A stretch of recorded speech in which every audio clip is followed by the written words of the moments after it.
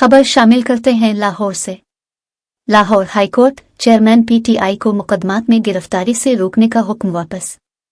Lahore high court में chairman PTI के पंजाब के केसेस यकजा करने और कार्रवाई रोकने की दरख्वास्त पर समाअत हुई।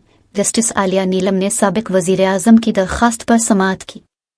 दौरान समाअत वकील चेयरमैन पीटीआई इंतजार हुसैन ने कहा कि सीनियर वकील दस्तयाब नहीं, मोहलत दी जाए और अदालत तादीबी कार्रवाई से रोकने का हुक्म वापस न ले। अदालत ने चेयरमैन पीटीआई को मुकदमात में गिरफ्तार करने से रोकने का हुक्म वापस ले लिया और दरख्वास्त की मजीद समाअत गैर मुअय्यना मुद्दत के लिए मुलतवी कर दी। याद रहे कि दरख्वास्त में चेयरमैन पीटीआई के खिलाफ पंजाब भर में दर्ज केसेस यकजा करने की इस्तदा की गई है।